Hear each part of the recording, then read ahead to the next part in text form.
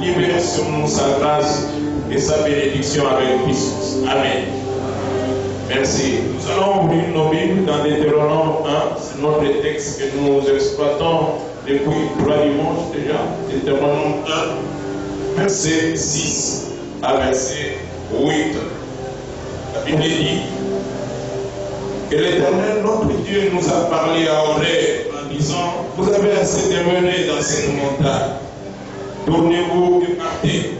Allez à la montagne des Amoréens et dans tout le voisinage, dans la plaine, sur la montagne, dans la vallée, dans le midi, sur les côtes de la mer, au pays des Cananéens et au Liban, jusqu'au grand fleuve de l'Euphrate. Voyez, j'ai mis le pays devant vous. Allez et prenez possession du pays que l'Éternel a juré à vos pères, Abraham, Isaac et Jacob, de donner à eux et à leur postérité après eux. Disons Amen à la parole. Amen. La volonté du Seigneur, comme nous l'avions dit, est que nous ne puissions pas perdre sur place, demeurer à un même endroit, à une même dimension, quelles que soient les expériences heureuses ou malheureuses que nous y avons vécues. Dieu est un Dieu de progrès et il veut que son peuple puisse progresser. D'ailleurs, il dit, voyez, c'est-à-dire regardez, ayez une vision et voyez loin. Voyez ce que moi Dieu j'ai disposé pour vous. Il y a un pays vaste que vous devez conquérir. Il y a des nouvelles dimensions, des dimensions élevées que vous devez aller sonder et expérimenter. Il y a des choses. J'ai le pays devant vous. Je l'ai mis en votre possession. Il y a des promesses que Dieu a faites et ces promesses doivent être possédées, doivent être appropriées, doivent s'accomplir dans nos vies. Nous devons être animés du souci de pouvoir voir toutes les promesses de Dieu s'accomplir dans nos vies et dans nos vies respectives. Il est important que chacun de nous soit habité par ce souci de pouvoir aller de l'avant. Il y a des choses que nous avons déjà vues, mais d'autres choses encore que nous devons voir. Il y a des choses que nous avons déjà possédées, mais il y a encore des choses à posséder. Et il faut que chaque enfant de Dieu le comprenne et accepte de pouvoir marcher dans cette vision que le Seigneur donne, dans cette pensée que le Seigneur nous donne. Il y a des choses, comme nous l'avons vu, qui font que les enfants de Dieu font du surplace. Il y a des choses qui sont des natures spirituelles. Nous avons dit qu'il y a 2 types de causes qui nous bloquent. Des types de causes qui font qu'un enfant de Dieu ne puisse pas avancer alors que Dieu veut qu'il avance. Qui font que l'enfant de Dieu fasse du surplace alors que Dieu veut qu'il puisse aller et expérimenter d'autres dimensions. Et dans ces choses, il y a des choses qui sont du type spirituel. Nous avons dit que c'est des causes qui sont spirituelles. Il faut savoir les déceler pour les résoudre afin de mieux avancer. Ces choses spirituelles sont comme les sous-bassements sur lesquels notre vie est fondée. Et comme une maison qui est en train d'être construite, cette maison a un fondement, cette maison a une infrastructure que l'on ne voit pas, et une superstructure qui est en train, qui peut être vue, des choses qui peuvent voir.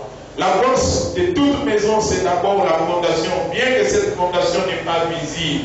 Souvent, on admire l'architecture des murs, la couleur des murs, l'élévation de la maison, mais on oublie que la partie la plus importante qui soutient toute chose, qui soutient cette maison, eh bien, c'est la fondation.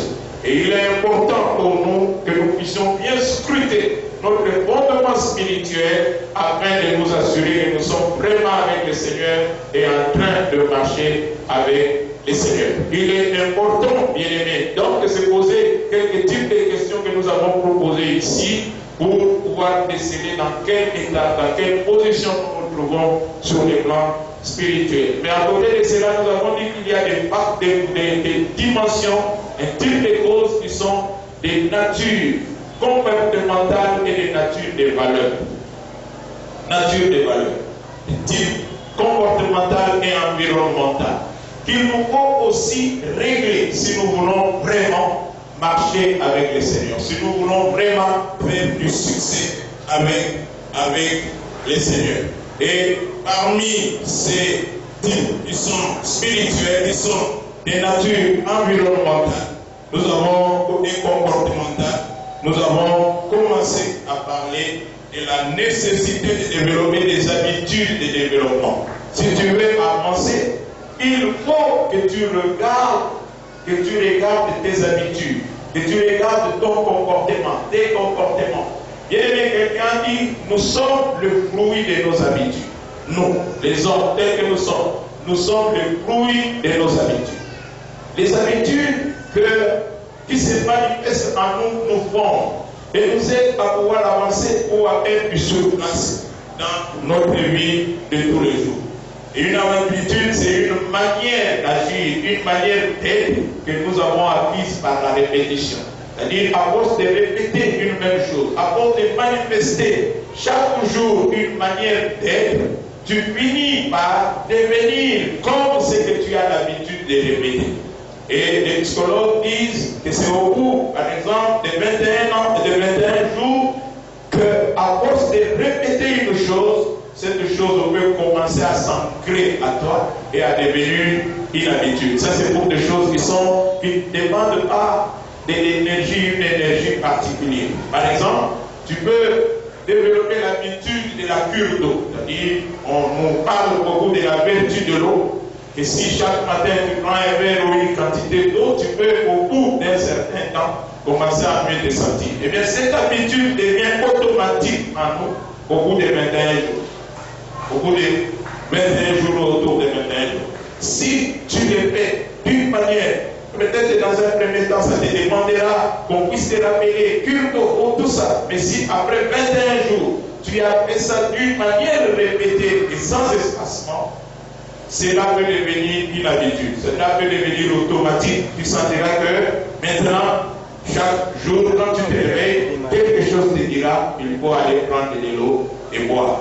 Mais il y a ces habitudes qui sont difficiles, qui demandent de l'énergie. Et ces habitudes, pour pouvoir s'ancrer, s'incruster en nous, peuvent nous demander de pouvoir le faire pendant autour de 63 jours. Ça, c'est des expériences pratiques qui ont été menées par certains scientifiques et nous partageons avec vous ici. Mais il est important que nous puissions développer des habitudes et des habitudes de développement. Aristote, les grands savants, a dit ceci, que 95% des résultats qu'un homme obtient dans sa vie est le fruit de cette habitude.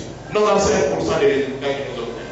Si tu as des résultats positifs, eh bien, lui dit que 95% de ces résultats sont les fruits de tes habitudes. Tu réussis bien en classe si tu développes l'habitude de revoir tes notes tous les jours. Tu auras beaucoup de chances de bien réussir. Surtout pour les éléments qui sont dans le domaine du pondéral. Et ce que toi tu peux contrôler. Donc, nos habitudes sont importantes. Et il faut regarder, quand tu n'avances pas dans la vie, pose-toi la question, quelles sont mes habitudes? Est-ce que dans mes manières d'agir, je me permets, je me donne de la chance de pouvoir avancer? Ou est-ce que je peux expliquer par mon comportement, par mes habitudes, le fait que je fais sur place? Souvent, nous avons tendance à accuser les autres, à trouver les sorciers à gauche et à droite, et alors que, selon Dieu, c'est l'homme d'abord qui est le grand ennemi de lui-même. Si tu te maîtrises pas toi-même, il sera difficile que tu puisses vraiment avancer dans la vie. Il y a quelqu'un qui a dit, nos attitudes, c'est-à-dire nos attitudes, plus que nos aptitudes, déterminent l'altitude que nous pouvons atteindre dans la vie. Nos attitudes ou habitudes, plus que les aptitudes, les compétences que nous avons, déterminent l'altitude, la hauteur que nous pouvons atteindre dans notre vie de tous les jours. C'est pour cela qu'il y a des habitudes que nous devons construire et il y a des habitudes que nous devons déconstruire en nous regardant très bien. Tu pourras te rendre compte qu'il y a des mauvaises habitudes qui sont entrées en toi et qui t'empêchent de pouvoir te développer. Nous avons parlé par exemple de la boisson. et la cigarette. Cet attachement à la boisson et à la cigarette. Bien aimé, celui qui est attaché à ces choses n'avancera pas. Parce qu'il est en train de dilapider le peu de ressources que Dieu met à sa disposition. J'ai toujours dit que le fait de pouvoir croire à Jésus et accepter la parole nous donne la possibilité déjà de changer de comportement et d'adopter des comportements de développement.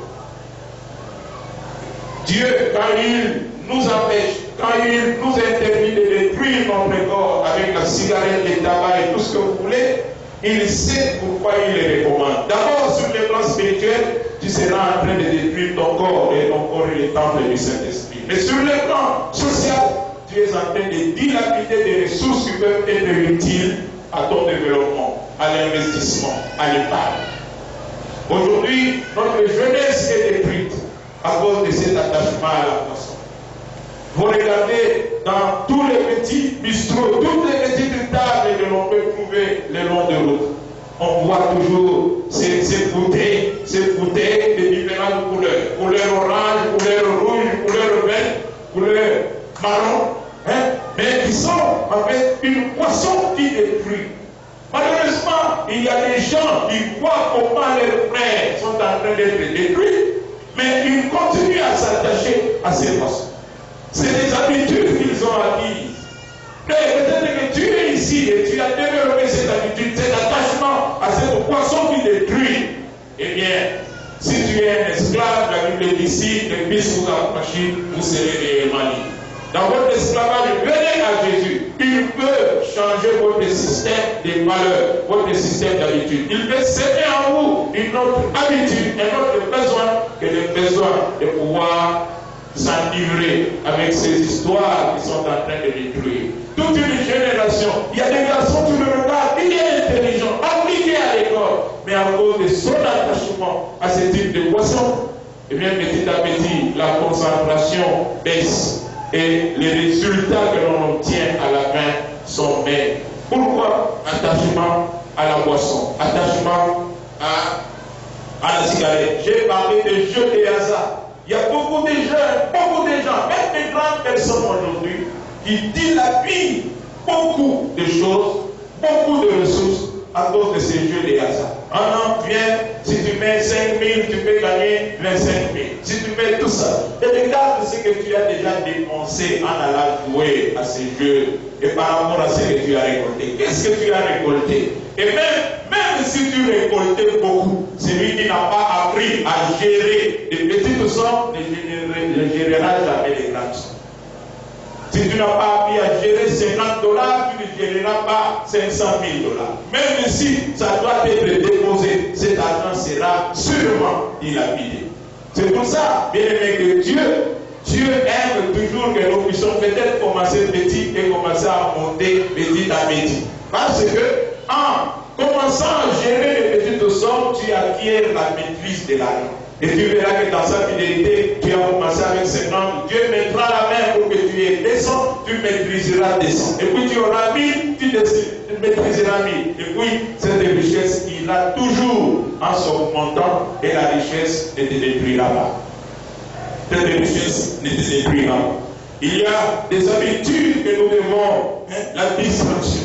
J'ai dit, se distraire, c'est une bonne chose. Regarder la télé, c'est une bonne chose. Mais tu ne peux pas passer toute la journée, depuis le matin jusqu'au soir, à regarder la télé, novelas, et puis Zimagie, et puis match, et puis tu sors de là, au lieu de faire des choses qui peuvent te construire, ces discussions, Messi, Ronaldo, et Zidane, et tout ça, tu passes toute la journée à discuter des choses qui ne te construisent pas et qui ne t'apportent rien du tout. Vous savez, ces gens qui jouent pour nous distraire sont en fait en train de travailler. Quand tu regardes Messi en train de jouer et tu discutes toute la journée, Messi, avec Messi, quand il fait ça, il est en train de travailler, cela lui rapporte des millions. Mais toi, tu es en train de gaspiller le temps que Dieu t'a donné. Parce que pendant ce temps, tu pouvais lire le plus qu'un livre. Lire le plus qu'un verset de la Bible ou un chapitre de la Bible, cela allait être utile pour la vie. La distraction est en train de détruire les gens. C'est bien de se distraire, mais il ne faut pas passer tout son temps à se distraire. Sinon, tu n'avanceras pas dans la vie. Nous devons savoir que pendant que nous regardons la télé, il y a des gens qui travaillent et qui avancent. Pendant que nous discutons Ronaldo, Messi, il y a des gens qui sont en train d'apprendre et qui avancent. Pendant que tu es en train de ne rien faire, de rester oisif à la maison, il y a des gens qui travaillent et qui avancent. Frère, prenons l'habitude de considérer le temps que Dieu nous donne comme étant une ressource que nous devons exploiter pour notre développement, pour construire notre domaine, pour pouvoir progresser dans la vie. Jusqu'à aujourd'hui, regarde comment est-ce que tu es, comment est-ce que tu attends toujours tes amis. Le matin, tu viens les voir, tu les salues. Et puis, il se là, bon, mon frère, attends, moi, je vais apprendre l'informatique. Quand je reviendrai, et puis toi, tu restes à la maison en train de tourner, et puis il revient, et puis tu reprends encore la causerie. Frère, quand il va apprendre l'informatique, lève-toi pas apprendre l'informatique avec lui. Alléluia. Moi, je me souviens, j'ai appris l'informatique par ma femme. Par ma femme. J'étais déjà licencié en économie et elle était en G2 ou G3. Voilà. Et puis elle est allée s'inscrire pour apprendre l'informatique. Dans une bureautique, je ne sais pas, il y avait un centre de formation là. Qu'est-ce que moi je faisais? Eh bien, comme c'est ma fiancée, j'étais souvent chez eux, je l'apprenais. Non, mais maintenant c'est l'heure d'aller apprendre. Et puis, je dis bon, je vais aller te laisser là-bas. Je pars, je la laisse en train d'apprendre. Et moi, je sors pour aller tourner. Je sais qu'après 2 heures, elle va venir. Je vais la récupérer. C'était aussi un contrôle technique, sécurité, tout ça. Tout ça était là-dedans. Et puis, je l'ai récupérée. Je venais la retourner chez eux. Et puis, moi, je partais. C'était comme ça. Quelquefois, je n'avais pas où aller. J'arrivais, elle entre dans la salle. Moi, je suis là dehors, bouteille de sucre, tout ça. Mais après ça, et puis un jour, un formateur vient et me dit, oh, mais frère, tu as l'habitude de venir ici, pourquoi est-ce que tu ne peux pas apprendre avec elle? Pourquoi est-ce que tu ne peux pas apprendre avec elle? Il me dit, c'était une parole prophétique pour moi, parce que ça vient me réveiller. J'étais dans un sommeil, et j'ai pris la décision, dit non, mais effectivement, quand je viens la laisser ici, c'est contrôle technique que je suis en train de faire. Je vais le faire aussi en apprenant. Non, alors, ce n'est pas que je n'avais pas confiance en elle, mais la confiance n'exclut pas les contrôles. Voilà. Je parle pour des fiancés qui sont ici. Ce n'est pas pour des maris qui sont. Ce n'est pas que tu n'as. Frère, maman, ce n'est pas parce que tu as confiance en lui ou papa que tu as confiance en elle que tu ne dois pas contrôler. Il faut toujours contrôler. Il faut toujours contrôler. À un certain moment, prends aussi son téléphone, commence à regarder. Qu'est-ce qu'il y a dans le répertoire là-bas? Si tu vois mon général là-bas, mon général ici, ce n'est pas le général dont le pasteur vous avez parlé l'autre fois. Et tu tentes d'appeler ce qu'on entend. Et puis si tu entends la voix d'une voix, mets du bruit. Mais ne te jette pas sur son cou, tout ça, c'est pour les détailler. Alléluia. Vous savez, l'homme, quand il ne se sent pas contrôlé à un certain moment, il peut être amené à faire n'importe quoi. Le contrôle est important. Est-ce que quelqu'un peut dire amen? Voilà. Donc le frère me dit, mais tu peux commencer à apprendre. Alors je suis inscrit. Et j'ai commencé à apprendre. Mais j'avais des aptitudes, j'ai maîtrisé bien avant que j'ai commencé à lui montrer maintenant à la partie. Oui, et ça m'a servi dans la vie. Ça m'a servi pour pouvoir avancer. Bref, quand ton ami là vient et il est en train d'apprendre, ne parle pas, ne te limite pas seulement à aller l'accompagner et à revenir, ou attendre dehors qu'il termine sa formation. Cherche des ressources pour que toi aussi tu suives la même formation. Peut-être que c'est la voie que Dieu a préparée pour toi pour que tu apprennes et que demain ta vie puisse changer. Comprenez? C'est important. L'habillement. Il y a beaucoup qui dilapident du tout dans les habits. C'est-à-dire, nouveau pagne, nouveau dessin, il faut. Et nouvelle veste, il faut que je les vois. Telles chaussures, il faut. Ce n'est pas mauvais de pouvoir s'habiller. Mais qu'est-ce que l'habit change? Il y a des ressources que tu peux mettre dans un commerce, dans une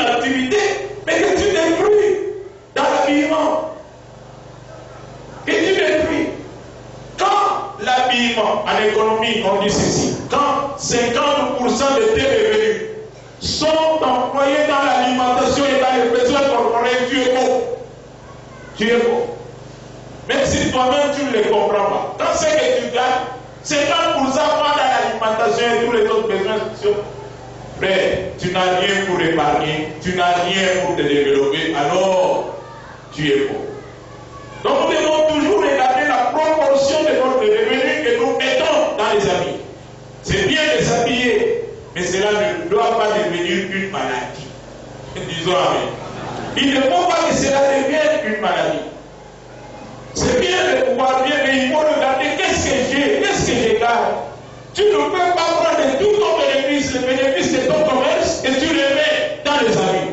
Et tu restes avec ce petit capital des $100. Non, non, je me maintiens bien. Frère, celui qui fait du surplus vécu. Ça, c'est un principe de vie. Celui qui fait du surplus vécu. Je prends un exemple. Nous sommes en train de marcher. Frère, Dieu vient. Nous sommes avec mon compère, nous sommes là. Direction Bablé là-bas. C'est ça notre destination. On est en train de marcher. On est en train de marcher. Et à un certain moment, nous avons déjà parcouru une certaine distance. J'arrive ici, je dis, moi je suis ici, je vais du surplus. Toi avance.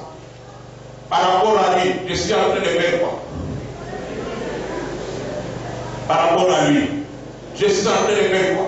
En fait, je n'ai pas fait le pas en arrière. Je suis sur place, mais par rapport à j'accuse déjà un retard. Alléluia. Celui qui fait du surplus, merci frère. Celui qui fait du surplus dans la vie, recule. C'est pour cela qu'il ne faut pas avoir l'habitude de faire du surplus. C'est contenter du surplus. Le surplus peut devenir trop grave par rapport aux autres.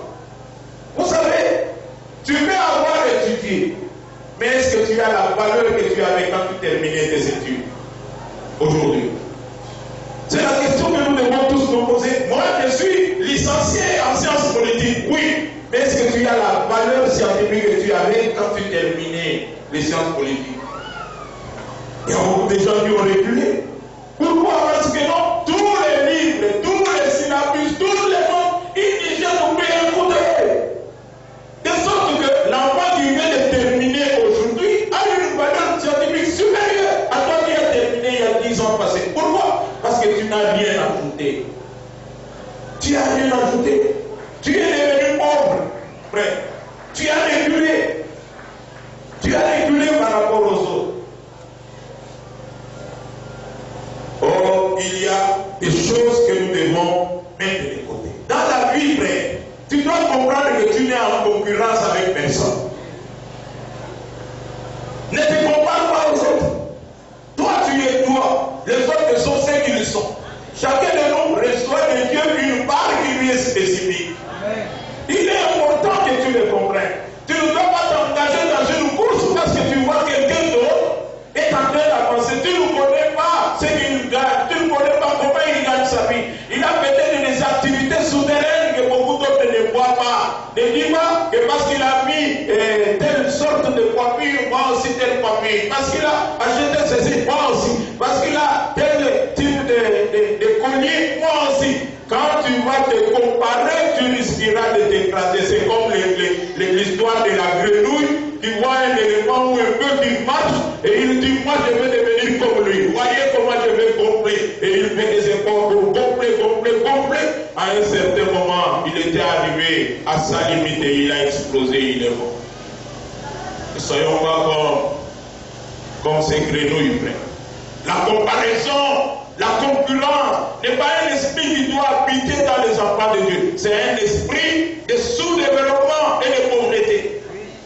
Tu es toi, les autres sont ce qu'ils sont. Accepte-toi comme tu es. Ta valeur n'est pas dans les choses que tu mets sur toi. Ta valeur est dans ce qui est en toi, dans ce que le Seigneur a mis en toi et dans le prix qui a été payé pour que tu sois sauvé et deviennes un enfant de Dieu. Alléluia. Que je m'habille ou que je ne m'habille pas, je sais que j'ai du prix aux yeux de Dieu parce que lui-même le déclare. Tu as du prix à mes yeux. Frère, que tu sois ici avec ma bouche ou chaussure, tu as du prix aux yeux de Dieu. Les hommes peuvent te critiquer et dire que tu ne parles rien. Je te dis, tu vaux quelque chose parce que le Fils de Dieu a laissé le ciel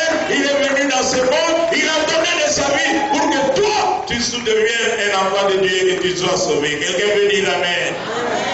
Notre valeur n'est pas dans ce que nous ajoutons.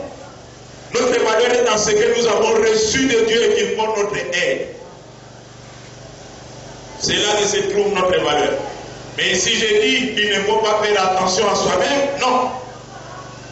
Si tu as la possibilité, nous sommes tous appelés à être propres. Nous sommes tous appelés à être bien. Il ne serait pas une bonne chose que tu viennes ici à l'église et tu avais la possibilité d'acheter une brosse à dents et que tu viens ici avec une bouche qui n'est pas, tu vois, tu mettrais tout le monde mal à l'aise. Il ne faut pas que tu aies l'habitude de ne pas te mettre du côté du savon, tu puisses faire passer la mauvaise odeur et tu viens ici et mettre tout le monde mal à l'aise. Non? Ce n'est pas ce que j'ai dit. J'ai dit qu'il ne faut pas aller dans les excès. Alléluia. Il ne faut pas aller dans les excès. Et d'ailleurs, si tu manques un bon savon, va chercher du citron. Utilise le citron là. Tu verras que ça chassera les mauvaises odeurs. Alléluia. Tu verras que ça chassera les mauvaises odeurs. Nous devons savoir par rapport à nos habitudes que si rien ne change en nous, rien ne changera pour nous. Dans notre marche vers le progrès, il faut que nous comprenions que si rien ne commence à changer en nous, rien ne changera pour nous. Il y a des choses qui doivent changer, les changements doivent commencer à l'intérieur avant de se manifester à l'extérieur. C'est cette nature interne qui se manifeste à l'extérieur. Si vous voyez quelqu'un qui est en train de pécher, ce n'est pas ce que Dieu condamne, ce n'est pas l'action de péché, mais c'est la nature de Jésus qui est dans l'homme. En biologie, il y a ce qu'on appelle, il y a les génotypes et les phénotypes. Ce qui se manifeste à l'extérieur, forcément, se trouve à l'intérieur. Se trouve à l'intérieur. Si tu développes, tu es déjà développé en toi. Il y a des gens, ce n'est pas l'argent qui fait que quelqu'un puisse se développer. Il y a des gens qui ont de l'argent mais qui sont sales. Ils ne savent pas ce que c'est qu'être propre.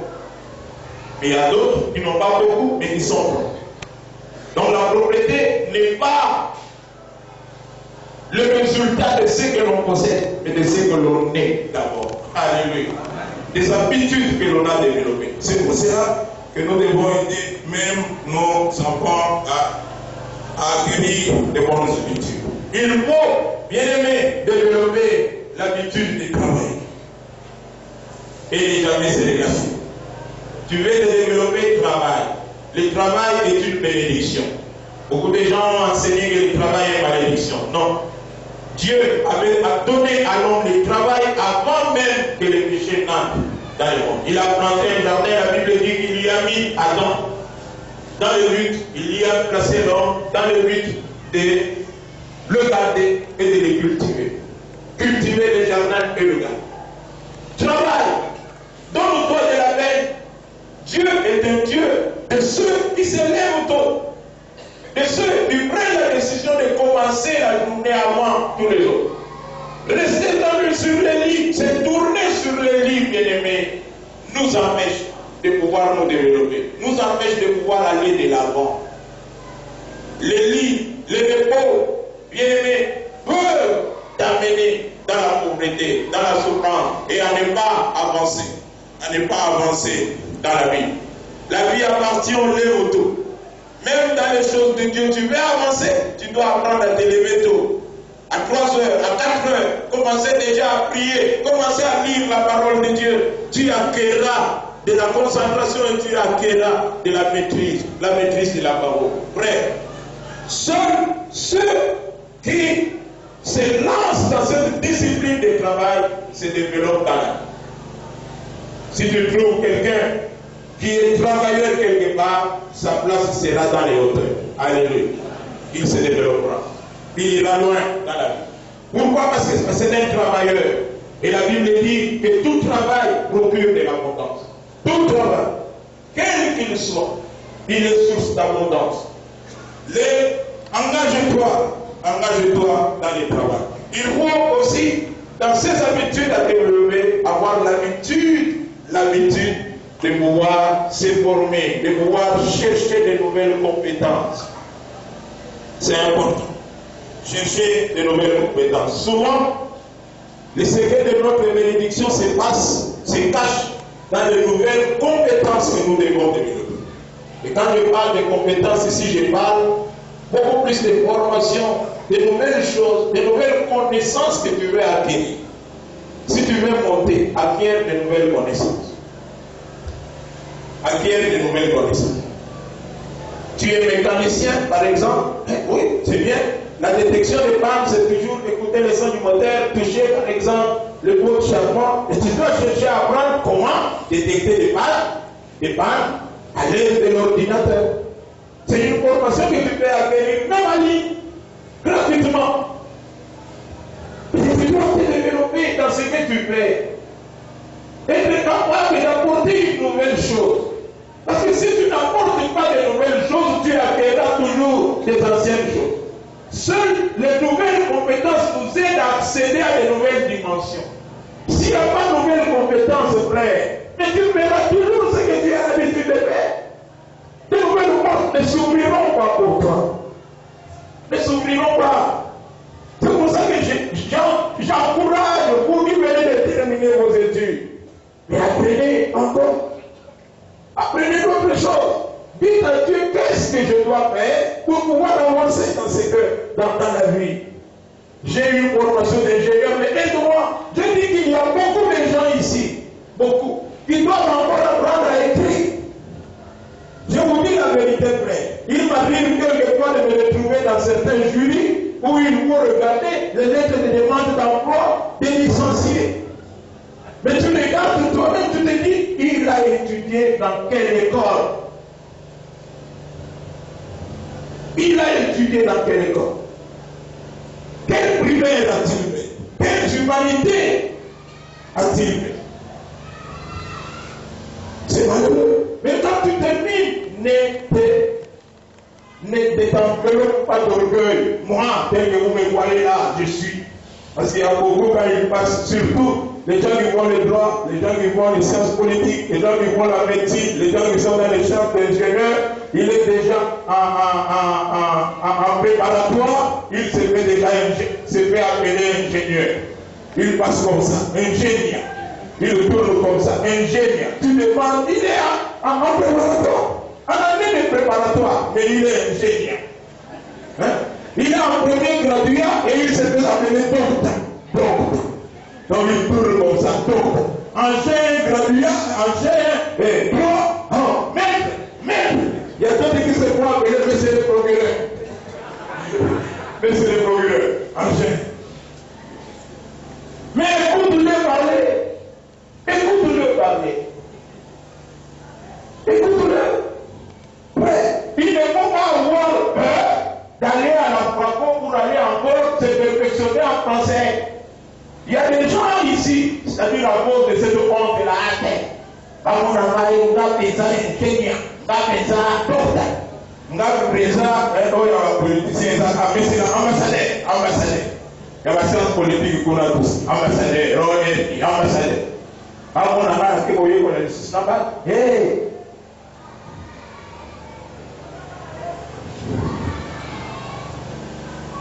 Je vous dis la vérité parce que je vous aime. Alléluia. Je vous dis la vérité comme étant votre pasteur.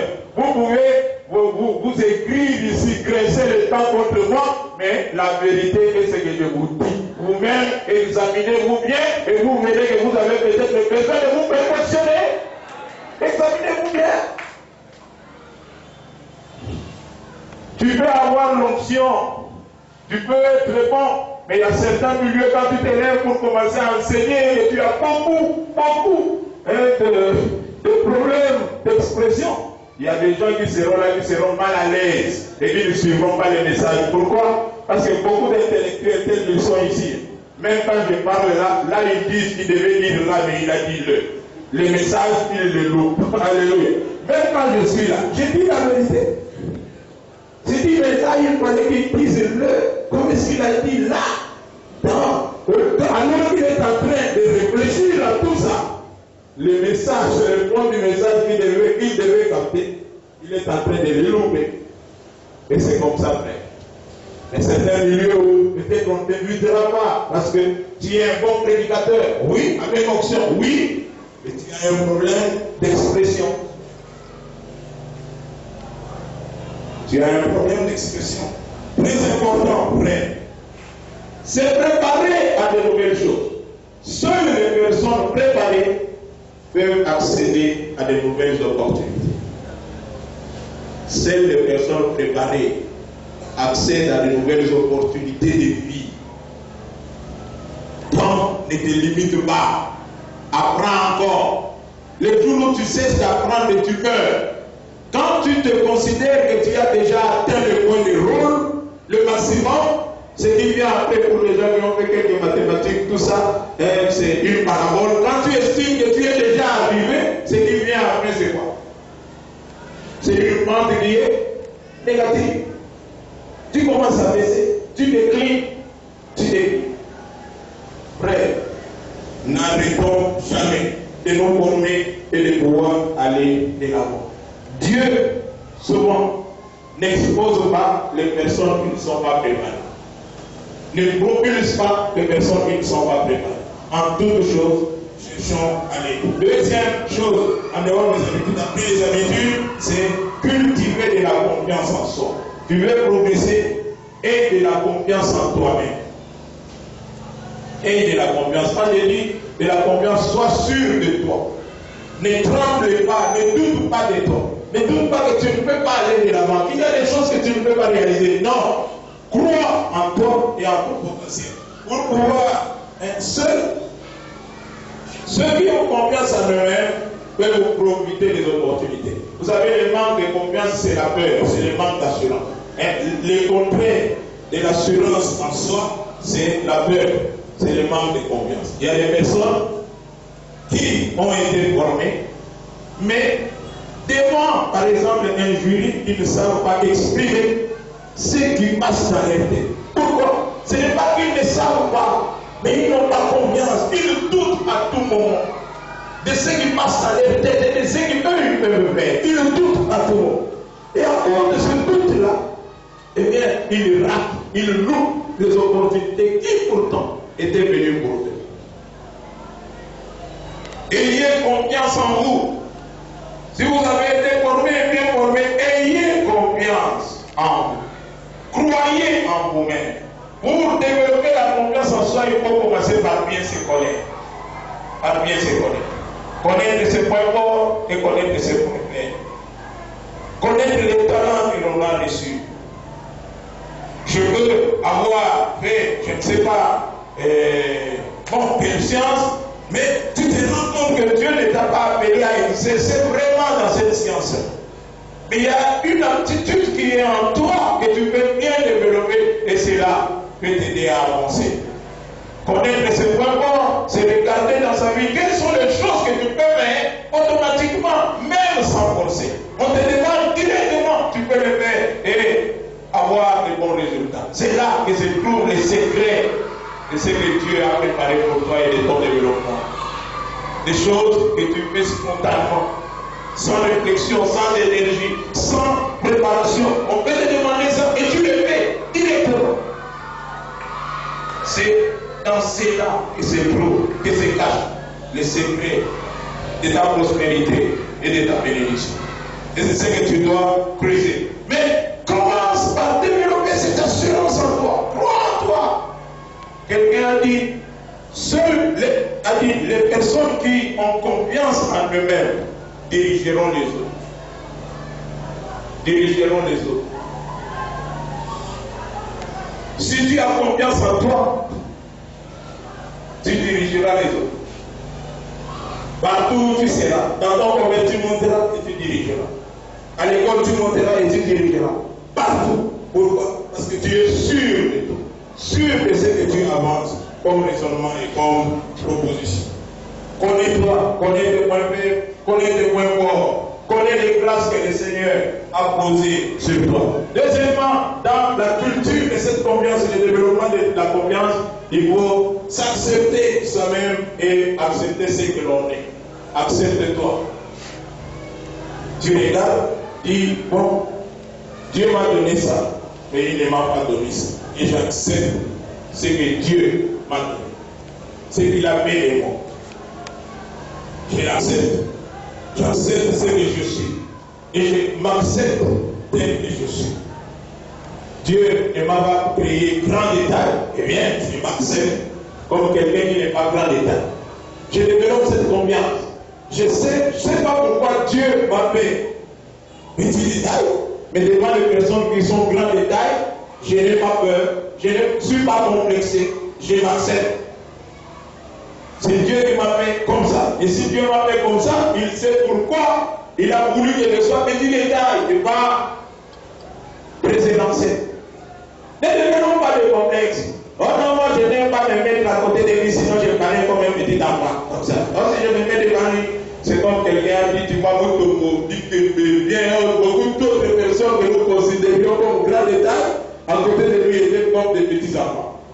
Bon, et oui, il y a des gens qui commençaient à ébouiller, ils regardaient de loin. Donc on dit que et là, il les salue, et puis ils poussent très loin pour ne pas paraître comme un petit frère. Même si je parlais comme un petit, c'est Dieu qui a voulu ça, je ne vais pas me laisser complexer. Chacun a reçu de Dieu ce qu'il a reçu. Ceux qui ont reçu une grande taille, eh bien, gloire à Dieu. Ceux qui ont reçu une petite taille, gloire à Dieu. Alléluia. Ne pas se laisser complexer à cause de la taille. Et puis ça devient un problème. Quand tu n'acceptes pas, tu chercheras à ajouter des choses pour te comparer. Non, reste-toi. Le prédicateur de samedi ici a dit qu'un jour il était à Béni, il avait pris un tonneau, il descend là-bas, les gens croyaient à cause de sa taille, tout ça. Il y a une délégation qui attendait une autorité là-bas. Quand on l'a vu descendre, il était à Samarie. On a vu que c'est lui l'autorité. Pourquoi? Parce que l'autorité là n'était pas grand détail, il était petit détail. Lui aussi, en descendant, on le regarde petit détail. L'autorité là n'était pas vrai, il était sombre. Lui aussi, en descendant, sombre. L'autorité là n'était pas mince, svelte, mais il avait un peu du ventre et tout ça. Lui aussi, petit ventre, et puis, le cortège qui était là, service de garde, tout ça, se met en garde à vous, tout ça. Et on vient de recevoir, on le fait passer devant la cour. Lui aussi, courageux qu'il était, il passe devant et il salue aussi. Alléluia. Sa taille lui a donné de pouvoir recevoir des honneurs qui ne lui étaient pas destinés. Alléluia. Et on le récupère, on l'amène à l'hôtel. L'hôtel qui était préparé. Et puis, des gens viennent avec des demandes et tout ça. Et puis, il leur pose la question, mais vous, en fait, vous cherchiez qui? Vous attendiez qui? Oh non, nous on attendait vous aimer, c'est de moi. Et en même temps, il avait déjà reçu des honneurs. Alléluia. À cause de sa taille. À cause de sa taille. Accepte-toi tel que Dieu t'a fait. Alléluia.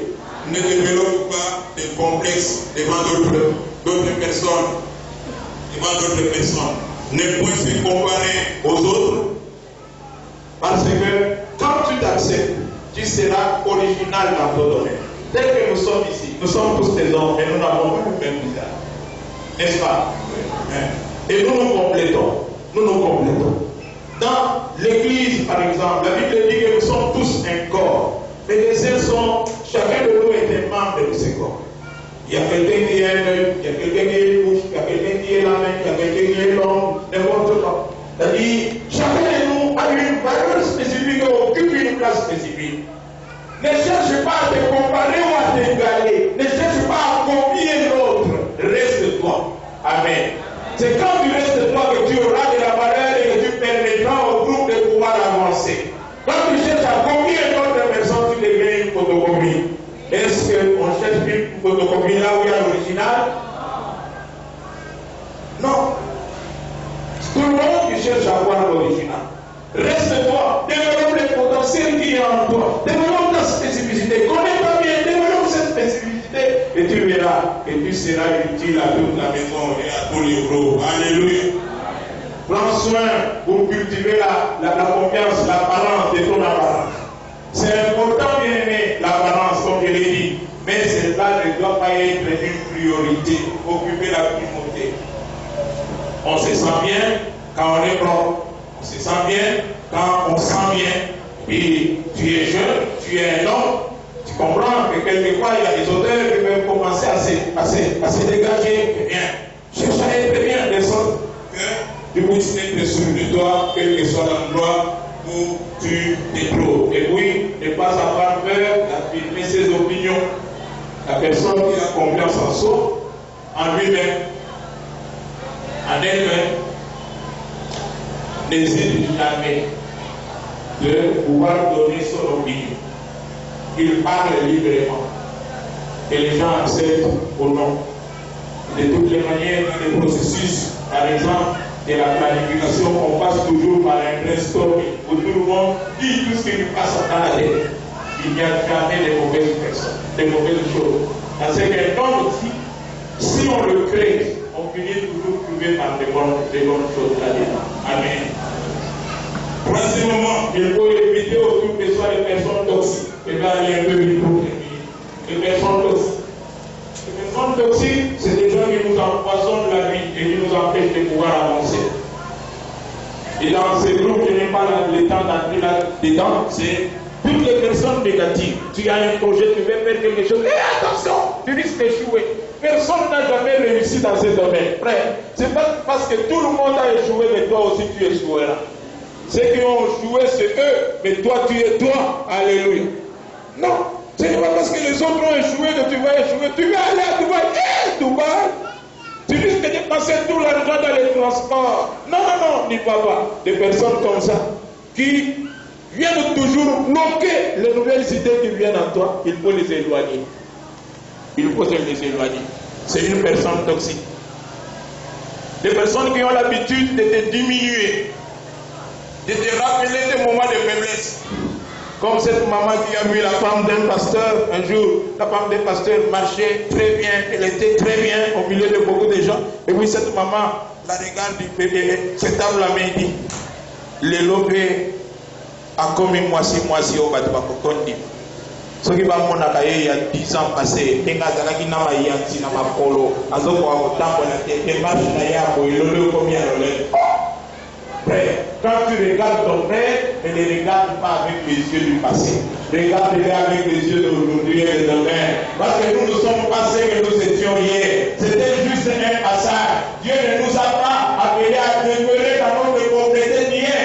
Si j'ai déjà avancé, je suis sorti de cela. Que pourquoi tu me l'envoies? Nous, Dieu ensemble avec moi. Alléluia. Et encourage-moi à pouvoir avancer. Pourquoi?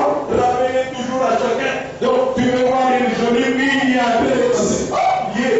Comme on a oublié les autres, régime des autres. Ce qui a l'année où il y a donc, mais tu n'as pas de colonios. Il va vite. Mais c'est du passé. Il y a un temps pour toutes choses sous le soleil. Ce qui est déjà passé est passé. Pourquoi tu veux dénigrer ton frère? Pourquoi tu veux raconter des choses qui étaient passées? Vous savez, avec le Seigneur, quelqu'un peut avoir été bonheur hier. Il ne faut pas continuer à le regarder comme un bonheur. Parce que le Seigneur est celui qui prend des bonheurs, il les fait entrer dans son laboratoire et il les transforme en homme juste. Ça, c'est le passé. Et puis, quand les gens ne savent pas, pourquoi venir les raconter? Pourquoi venir les raconter? Bon. Ok, je termine. Quatrième chose, il faut être cinquième chose, il faut être créatif. Vous savez, les bénédictions de Dieu nous viennent toujours sous forme d'idées et de nouvelles idées. Souvent, les bénédictions du Seigneur, les vraies bénédictions, c'est des idées. Ce qu'on te donne n'est pas vraiment une bénédiction. Ce que maintenant tu vas utiliser ça, et puis ça va partir, à moins que tu investisses. Mais souvent, les vraies bénédictions de Dieu dans la vie des gens, ce sont les nouvelles idées qu'il sème en lui. Il lui dit, tel que tu es là, si tu veux aller de l'avant, fais ceci. Pour ça, si tu fais ça, tu veux être en train de dormir, tu veux être en train de réfléchir, et puis une pensée monte. Et cette pensée reste dans ton cœur. Cette pensée-là est une bénédiction de Dieu. Souvent, les bénédictions de Dieu commencent par des idées, par des pensées que Dieu te donne. Il faut savoir que rien de nouveau ne commence si rien de nouveau est entrepris. Rien de nouveau ne commence dans la vie de quelqu'un si rien de nouveau est entrepris.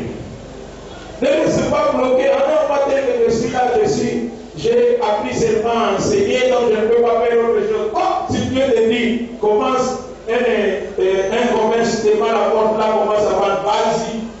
Ne dis pas que non, j'ai été formé comme enseignant, je reste enseignant. Non.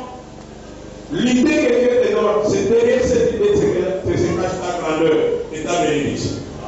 Il faut être créatif dans la vie, très créatif dans la vie. Si tu veux avancer. Souvent, les idées, quand elles viennent, il faut les écrire pour ne pas oublier. Parce que les diables ne font pas toujours les bons. Tu peux être en train de dormir, toute la nuit, tu peux réveiller, tu penses à quelque chose.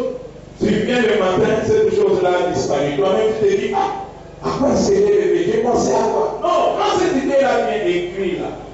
Écrit. Les idées doivent être développées pour devenir des projets. Les nouvelles idées développent-le. Écrire deviennent des projets.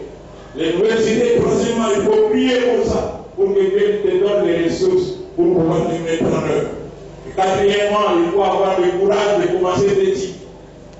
Tu as une idée, tu t'as montré que tu étais un grand commerçant, c'était commencer petit.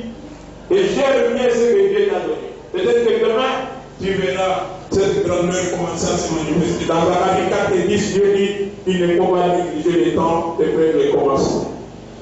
C'est dans la faiblesse qu'il faut déjà être fidèle et commencer à payer sa dîme.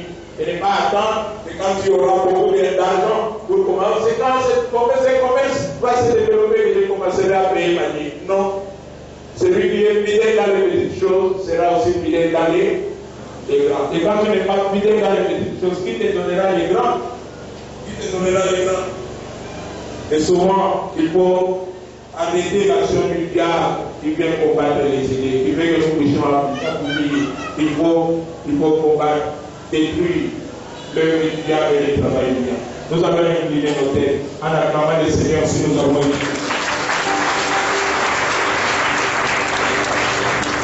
Commence à prier Dieu pour ce que tu as entendu. Seigneur, je veux aller de l'avant. J'ai écouté quelques conseils pratiques. Aide-moi à pouvoir aller de l'avant. Au nom de Jésus. Allez mettre en pratique, allez mettre en œuvre. Je veux vraiment mettre en œuvre ce que j'ai entendu aujourd'hui. Prie le Seigneur.